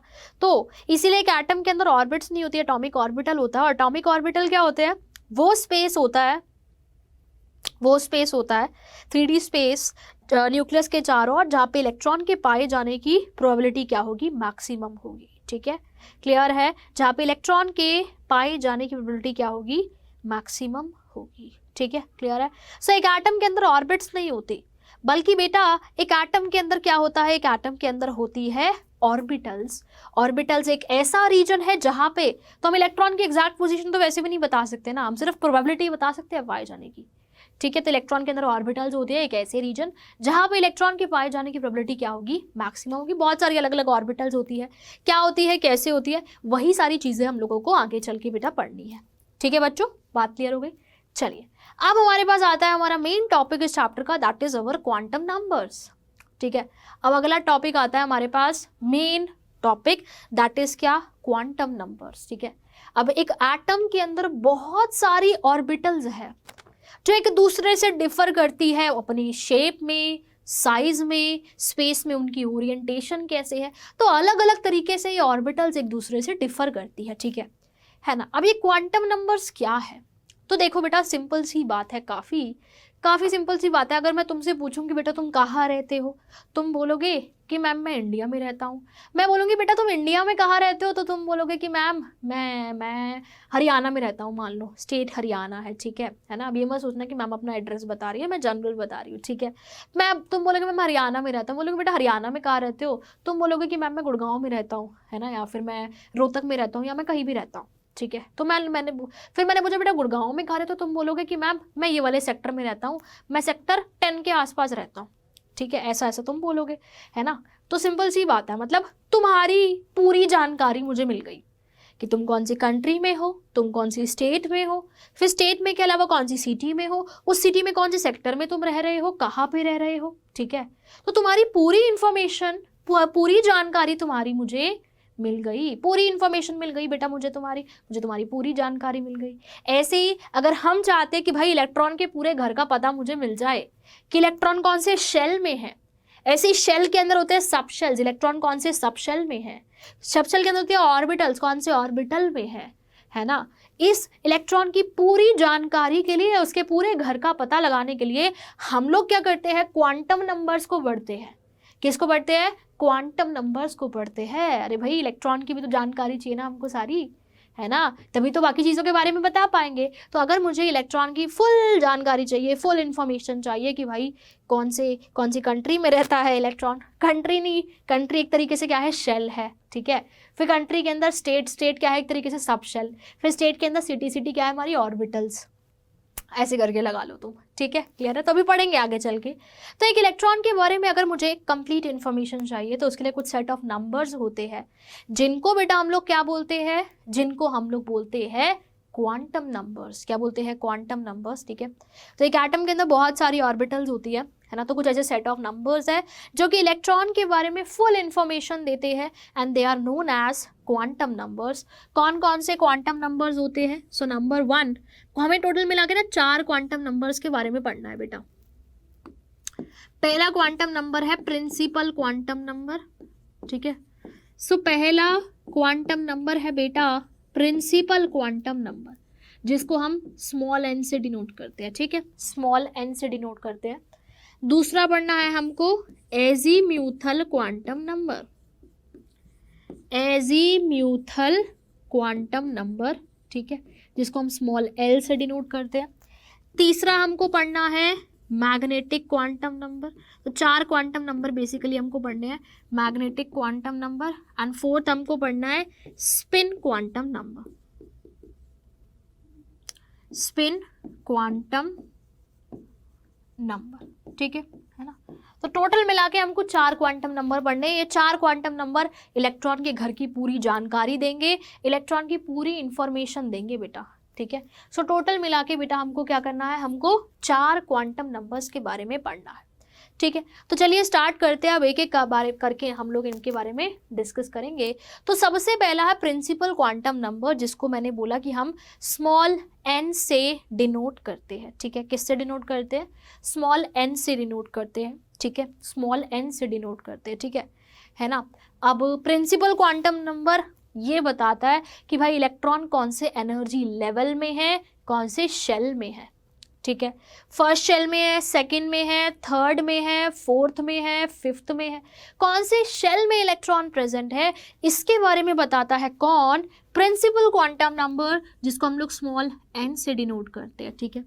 अब एन की वैल्यू क्या क्या हो सकती है, तो इलेक्ट्रॉन या तो फर्स्ट शेल में होगा, या सेकंड में, थर्ड में, फोर्थ में, फिफ्थ में। तो इसलिए एन की वैल्यू 1 हो सकती है, 2 हो सकती है, 3 हो सकती है, 4 हो सकती है, 5 हो सकती है, 6 हो सकती है, एंड सो ऑन, कुछ भी हो सकती है। बस एन की वैल्यू 0 नहीं हो सकती भाई, 0 नहीं हो सकती। क्यों नहीं हो सकती, अरे भाई एन की वैल्यू 0 का मतलब ये कि शेल ही नहीं है, ऐसा थोड़ी ना हो सकता है, शेल तो है ना, ठीक है ना बेटा, ऐसा नहीं हो सकता बच्चे, शेल तो है ही। तो इसीलिए एन की वैल्यू 1 भी हो सकती है, 2 भी हो सकती है, 3 भी हो सकती है, 4 भी हो सकती है, 5 भी, कुछ भी हो सकती है, ठीक है। एन बताता है किसके बारे में, it informs us about the energy level और shell to which the electrons belong. कौन से शेल में इलेक्ट्रॉन है, कौन से एनर्जी लेवल में इलेक्ट्रॉन है, उसके बारे में बेटा कौन बताता है, प्रिंसिपल क्वांटम नंबर हमको बताता है, ठीक है बच्चे, बात क्लियर है ना। चलिए अब आपको पता है कि एन से तो बहुत सारी चीज़ें, जैसे हमने रेडियस का एक्सप्रेशन देखा था, है ना, a0 into n square by 0.5 into n square by z, है ना। वेलोसिटी का देखा था, जेड बाय एन आ रहा था उसमें, है ना। तो अलग अलग हमने बहुत सारे एक्सप्रेशंस देखे थे एन के टर्म्स में, ठीक है। तो एन से हमको कई सारी चीज़ों के बारे में बेटा पता लग जाता है, ठीक है। तो बेटा जी हमको एन से ना बहुत सारी चीज़ों के बारे में पता लगता है। लाइक आपको पता है एन की वैल्यू बढ़ेगी तो रेडियस बढ़ेगा, है ना, याद है ना, 0.529 into n square by z angstrom. तो n की वैल्यू बढ़ेगी तो रेडियस बढ़ेगा, रेडियस बढ़ेगा तो साइज बढ़ जाएगा, एटॉमिक साइज बढ़ेगा, सिंपल सी बात है, ठीक है ना। तो इसीलिए n से हमको इसके बारे में पता लगता है, हमने देखा था, है ना। तो आप देख सकते हो it gives the average distance of electron from the nucleus, है ना। अगर n की वैल्यू बढ़ेगी तो रेडियस बढ़ेगा, रेडियस बढ़ेगा तो डिस्टेंस बढ़ेगा। So greater is the atomic size, ठीक है। सो n से हमको कई सारी चीज़ों के बारे में बेटा पता चल जाता है। जितनी ज़्यादा n की वैल्यू होगी उतनी ज़्यादा एटॉमिक साइज होगी, ठीक है बच्चे, क्लियर है। तो जितनी ज़्यादा n की वैल्यू होगी उतना ज़्यादा एटॉमिक साइज होगा, जितनी ज़्यादा n की वैल्यू उतना ज़्यादा एटॉमिक साइज, उतना ज़्यादा एटॉमिक साइज, ठीक है। और हम देख भी रहे थे n की वैल्यू बढ़ रही थी तो एनर्जी भी तो बढ़ रही थी, -13.6, -3.4, -1.5, है ना। तो एनर्जी बढ़ रही थी ना। सो n की वैल्यू बढ़ रही थी, सो एनर्जी भी बेटा बढ़ रही थी।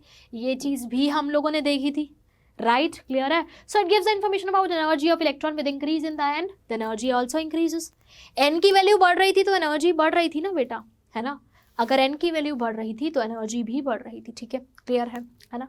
चलिए नेक्स्ट पॉइंट बेटा मेरे पास क्या आता है कि एक पर्टिकुलर शेल में कितने इलेक्ट्रॉन्स, कितने ऑर्बिटल्स आ सकते हैं। अब हमें पता है एटम के अंदर बहुत सारे ऑर्बिटल्स होते हैं, ऑर्बिटल्स आपस में डिफर करते हैं शेप में, साइज में, अलग अलग चीज़ों में। सो एक पर्टिकुलर शेल के अंदर कितने ऑर्बिटल्स होंगे या फिर कितने इलेक्ट्रॉन्स होंगे, ठीक है। तो सबसे पहली बात हमारे पास, सबसे पहला पॉइंट क्या है बेटा, वो ये है कि maximum number of orbitals in a shell, maximum number of orbitals in a shell. एक पर्टिकुलर शेल में कितनी ऑर्बिटल्स होंगी, तो वो होती है इक्वल टू n² बेटा, ठीक है। सो एक पर्टिकुलर शेल में कितनी ऑर्बिटल्स होंगी, कितनी ऑर्बिटल्स होंगी, एक शेल में कितनी ऑर्बिटल्स होंगी, that is equal to n²। Like अगर मैं बोलती हूँ कि फर्स्ट शेल में कितनी ऑर्बिटल होगी, तो फर्स्ट शेल के लिए n की वैल्यू 1, तो 1 का स्क्वायर यानी कि उसमें एक ही ऑर्बिटल होगी। तो फर्स्ट शेल में तो देखो भाई एक ही ऑर्बिटल होगी, एक ही ऑर्बिटल होगी, राइट, ठीक है। अगर मैं बोलूँ सेकेंड शेल में n की वैल्यू 2 है तो 2 का स्क्वायर यानी कि बेटा सेकेंड शेल में 4 ऑर्बिटल होगी, 4 ऑर्बिटल होगी, राइट। यानी कि बच्चे सेकेंड शेल में 4 ऑर्बिटल होगी, 4 ऑर्बिटल होगी, ठीक है, ओके। तो सेकेंड शेल में 4 ऑर्बिटल होगी बच्चे। अगर मैं थर्ड शेल की बात करती हूँ n इज इक्वल टू 3, तो थर्ड शेल में 3 का स्क्वायर यानी कि बेटा होंगी 9 ऑर्बिटल्स, 9 ऑर्बिटल्स, ठीक है। सो थर्ड शेल में 3 का स्क्वायर यानी कि 9, तो थर्ड शेल में 9 ऑर्बिटल्स होगी। तो number of orbitals in a shell कितनी होती है, वो होती है n², ठीक है। थर्ड शेल में बेटा कितनी ऑर्बिटल्स होंगी, 9 ऑर्बिटल होगी। अगर मैं बात करती हूँ फोर्थ शेल की, सो n की वैल्यू 4 हो गई, 4 का स्क्वायर यानी कि फोर्थ शेल में 16 ऑर्बिटल्स होंगी, है ना। तो अगर कोई तुमसे बोले कि भाई एक, अभी समझ में आ जाएगा ये सारा, जब हम सारे क्वांटम नंबर्स पढ़ लेंगे ना, फिर तुमको पता भी चल जाएगी ये बात कि भाई कैसे 9 ऑर्बिटल्स बन रही है, कैसे 16 बन रही है ना। तो उसकी तुमको चिंता करने की कोई बात नहीं है, बस ध्यान से सुनते चलो और लिखते चलो।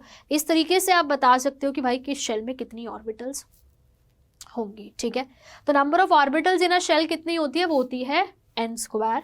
तो फर्स्ट शेल में एक ही ऑर्बिटल होगी, सेकेंड शेल में 4 होगी, थर्ड शेल में 9 होगी, एंड फोर्थ शेल में टोटल मिला के 16 ऑर्बिटल्स होगी, ठीक है, 16 ऑर्बिटल्स होगी, ठीक है। अब देखो एक ऑर्बिटल को ना हम लोग ऐसे डब्बे से रिप्रेजेंट करते हैं, ऐसे एक डब्बे से रिप्रेजेंट करते हैं। इसका मतलब है कि एक ऑर्बिटल,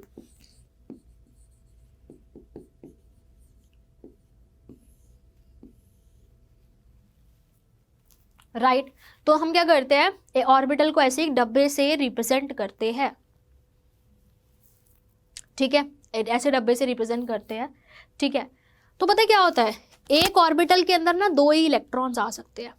इस चीज़ को बस तुम ध्यान रखो अभी के लिए, ठीक है। सो एक ऑर्बिटल में 2 ही इलेक्ट्रॉन आ पाएंगे, 2 ही इलेक्ट्रॉन आ पाएंगे बेटा, ठीक है। एक ऑर्बिटल में बेटा 2 ही इलेक्ट्रॉन आ पाएंगे, 2 ही इलेक्ट्रॉन आ पाएंगे, right. So an orbital can have maximum of 2 electrons, maximum of 2 electrons, ठीक है। एक ऑर्बिटल में ना बेटा 2 ही इलेक्ट्रॉन्स आ सकते हैं, एक ऑर्बिटल में यार 2 ही इलेक्ट्रॉन्स आ सकते हैं, सिर्फ 2, ठीक है। So an orbital can have maximum of 2 electrons, ठीक है। एक ऑर्बिटल में 2 इलेक्ट्रॉन आ सकते हैं, तो जितनी ऑर्बिटल्स होंगी उसके ट्वाइस फिर इलेक्ट्रॉन्स हो जाएंगे ना, है ना। तो एक शेल में ऑर्बिटल्स कितनी थी, n², एक ऑर्बिटल में 2 इलेक्ट्रॉन, तो n² ऑर्बिटल में 2n² इलेक्ट्रॉन। अरे बेटा एक ऑर्बिटल में 2 इलेक्ट्रॉन आ सकते हैं, n² ऑर्बिटल में 2n² इलेक्ट्रॉन होंगे ना, तो इसीलिए maximum number of electrons in a shell, maximum number of electrons in a shell, ठीक है। Maximum number of electrons in a shell कितने होंगे, so maximum number of electrons in a shell होंगी 2n², ठीक है। तो बच्चे एक शेल में कितने मैक्सिमम नंबर ऑफ इलेक्ट्रॉन्स होंगे, तो वो हो जाएंगे 2n², राइट। तो एक शेल में कितने मैक्सिमम नंबर ऑफ इलेक्ट्रॉन्स होंगे, तो वो होंगे 2n²। कितने हो जाएंगे बेटा, सो वो हो जाएंगे 2n², सिंपल सी बात है, ठीक है ना। तो एक शेल में कितने इलेक्ट्रॉन्स होंगे, वो हो जाएंगे 2n²।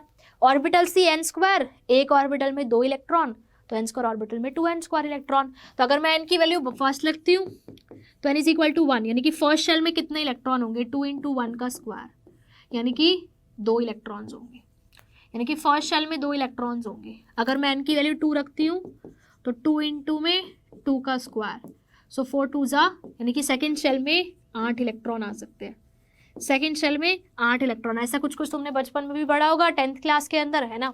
अगर मैं n की वैल्यू 3 रखती हूँ, सो 2 × में 3 का स्क्वायर, यानी कि थर्ड शेल में होंगे 18 इलेक्ट्रॉन्स, थर्ड शेल में 18 इलेक्ट्रॉन्स आ सकते हैं। n की वैल्यू 4 रखती हूँ तो 2 × में 4 का स्क्वायर, 16 × 2 32, यानी कि 32 इलेक्ट्रॉन्स होंगे। कितने इलेक्ट्रॉन्स होंगे, 32, ठीक है।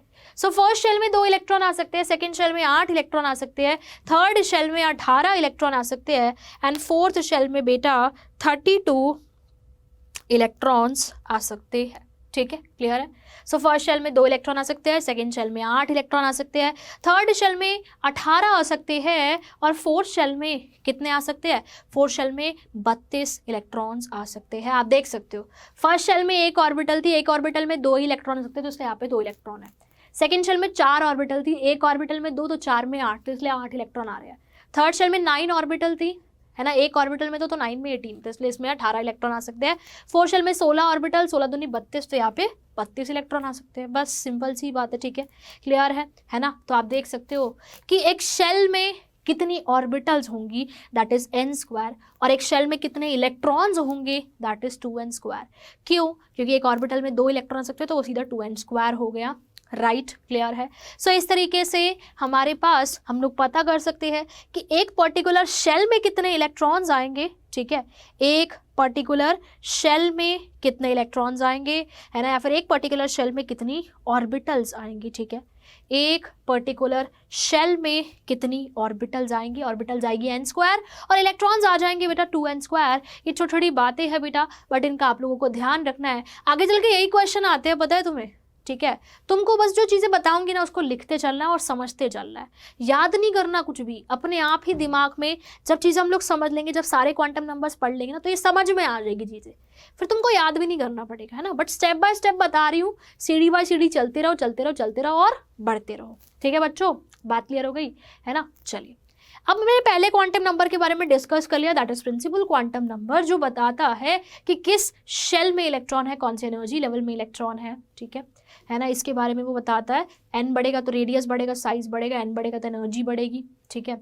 n की वैल्यू 1 2 3 4 5 6 कुछ भी हो सकती है। चलिए अब देखो, पता है क्या होता है, एक क्या होता है, शेल के अंदर ना सब शेल होते हैं। क्या होते हैं बेटा, शेल के अंदर क्या प्रेजेंट होते हैं, सब शेल, शेल का बच्चा हो गया सब शेल, और सब शेल का बच्चा हो गया ऑर्बिटल, ऐसे लगा लो तुम, ठीक है ना।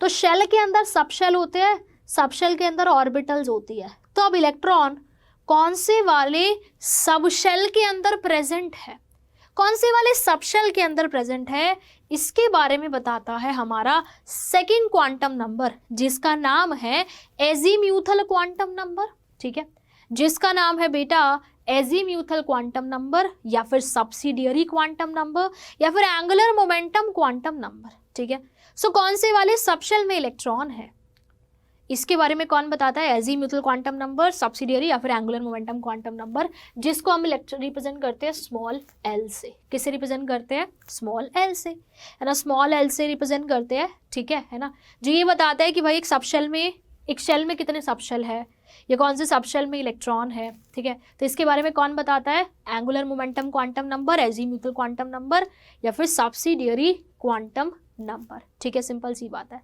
So it gives us information about the number of subshells or sub level of energy within the same shell. एक शेल में कितने सब शेल्स होंगे, इसके बारे में बताता है ये। ठीक है, शेप क्या होगी, ठीक है ना, हर एल की हर अलग वैल्यू के लिए एक डिफरेंट सब शेल होता है।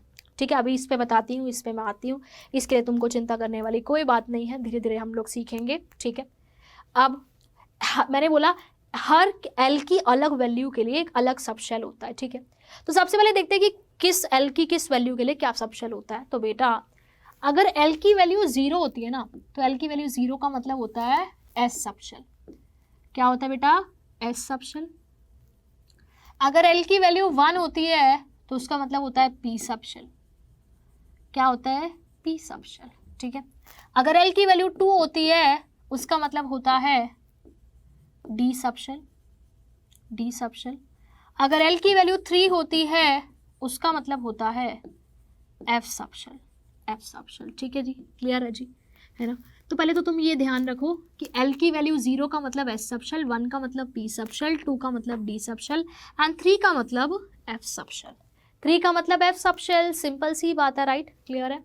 सो L की वैल्यू 0 का मतलब S सबशेल, L की वैल्यू 1 का मतलब P सबशेल, L की वैल्यू 2 का मतलब D सबशेल और L की वैल्यू 3 का मतलब F सबशेल। पहले तो तुमको ये पता होना चाहिए कि अगर L इज इक्वल टू 0 है तो S सबशेल होगा, 1 है तो P होगा, 2 है तो D, 3 है तो F। ठीक है, अब L की वैल्यू कैसे पता लगेगी, तो शेल के अंदर सबशेल है ना, तो इसलिए L की वैल्यू डिपेंड करती है N पे, N पे डिपेंड करती है, और L की वैल्यू होती है फ्रॉम 0 टू N माइनस 1, 0 से N माइनस 1 तक, 0 से N माइनस 1 तक होगी।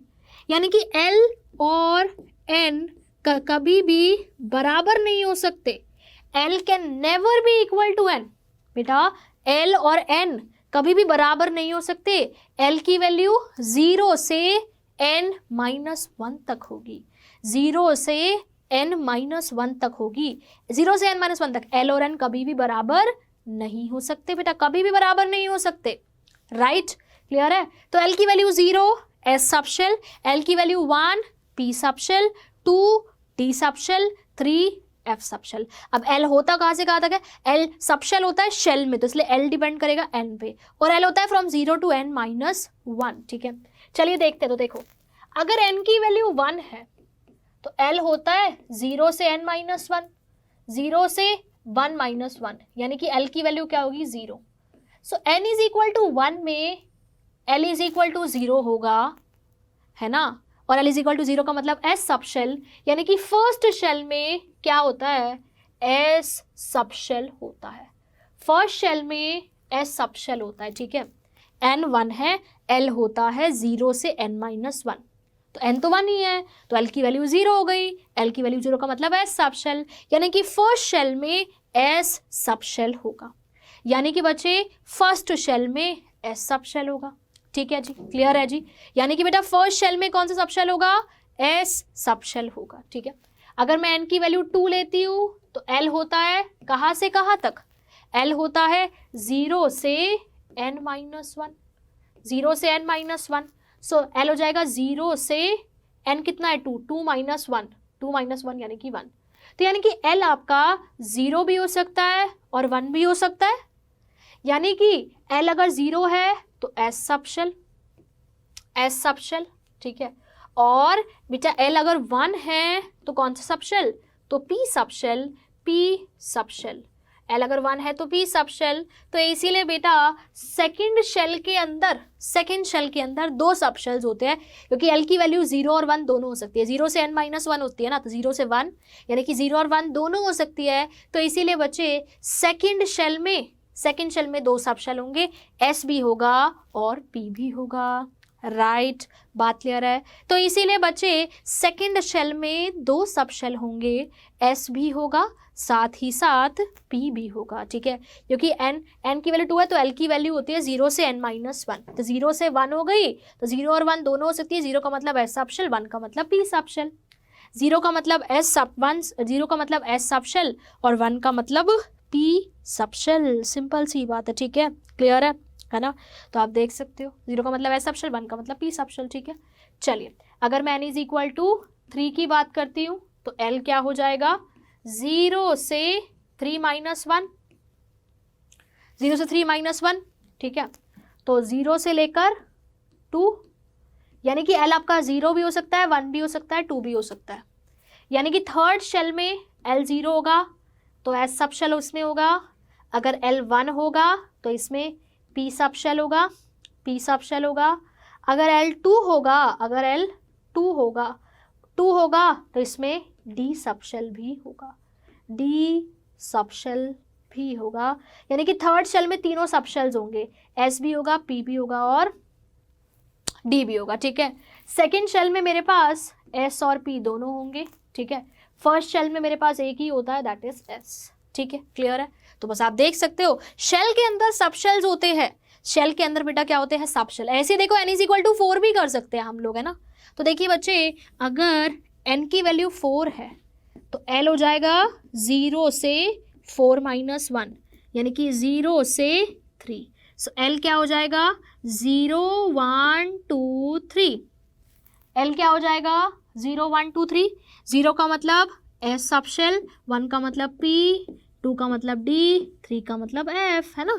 सो फोर्थ शेल में s p d f चारों होंगे, सो फोर्थ शेल में बेटा एस पी डी एफ चारों सब शेल्स होंगे बेटा, चारों होंगे, राइट, है ना। तो फोर्थ शेल में मेरे पास चारों सब शेल्स होंगे, ठीक है, क्लियर है बच्चे, है ना। तो आप देख सकते हो ये छोटी छोटी बातें, है ना। तो एक शेल के अंदर क्या प्रेजेंट होते हैं बच्चे, एक शेल के अंदर प्रेजेंट होते हैं सब शेल्स, एक शेल के अंदर क्या प्रेजेंट होते हैं, सब शेल्स प्रेजेंट होते हैं, ठीक है ना।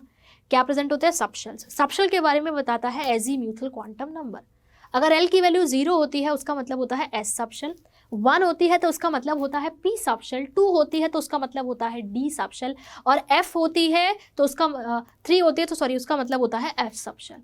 अब L होता है फ्रॉम 0 to n-1, तो अगर n की वैल्यू 1 है तो L 0 होगा, यानी कि फर्स्ट शेल में एक ही सब शेल होगा S। अगर n की वैल्यू 2 है तो L आपका 0 to 2 - 1, यानी कि 0 to 1, 0 और 1 दोनों हो सकता है, यानी कि बेटा सेकेंड शेल में S और P दोनों ही सब शेल्स होंगे, सेकेंड शेल में S और P दोनों सब शेल्स होंगे।